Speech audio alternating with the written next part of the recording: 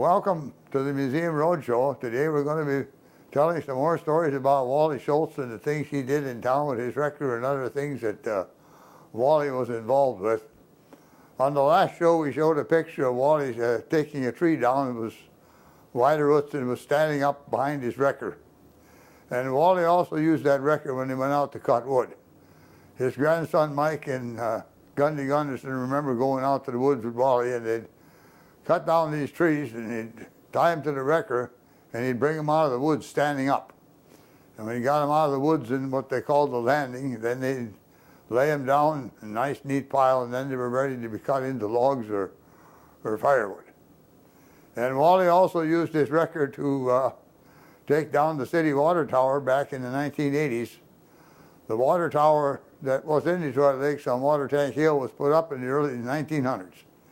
It was a 65,000-gallon tank. And when this tank was replaced in 1980 with the new tank that's there now, it's a million-gallon tank, 110 feet tall. This old tank was no longer needed. And it stood there for a number of years, and nobody wanted it or knew how to get it down or whatever the case may be. But Wally Schultz, he'll take it down with his wrecker. So he tied his wrecker to the tank and took the cutting torch, and he cut a little bit around the legs here and there, and when he figured he'd cut enough, he probably just winched the tank over. And he did take a piece of large metal off that tank, took and flattened it out, and he used that for a boat landing on his lake place where he lived on Detroit Lake. And it's anybody's guess how many different things, the metal and steel from that tank was used on different things around town and all over. Wally was one of those guys that his daughter Ruth said he'd try anything twice. And back in the days of 1930s, Wally and his brother Willard was Wally's twin brother, and Willard got to be an airplane pilot. And back in the 30s, Willard had this Jenny airplane. The Jenny airplane was built around World War I. There was about 6,000 of them built. And they were used for barnstorming in the air between World War I and World War II. And the Jenny airplane, after they got the war over with, they had these surplus planes. They were selling them cheap, and it said in some literature we got that you could buy a Jenny airplane in the crate for as little as $50. These were a double-wing plane. And when they were barnstorming, that meant they'd go up and fly around the town and find a place to land in a nice hayfield someplace. And then, of course, people would get attracted to the sound of this airplane flying overhead, and they'd go out there to the hayfield to see what's going on. And the pilot would be flying the plane, and there was another guy on the ground selling tickets.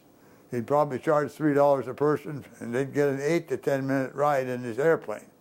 And they could probably take 2, maybe 3 passengers at the most.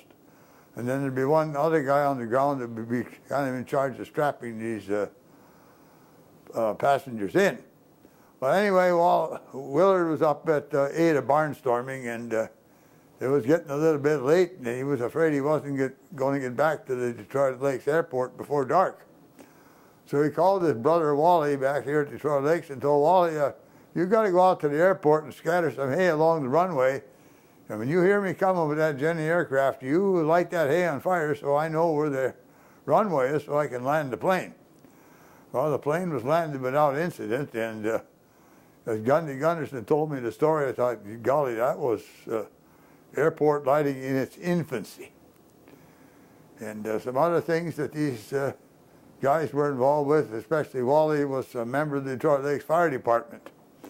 And what happened was Wally was showing up at all the fires in town, but he wasn't a member of the department. And finally somebody told Wally, well, if you're going to come to all the fires, you might just as well join the department, which he did. And there is a story around town that's been told about the 3 Burnside brothers. The house caught fire. I think it was a basement house.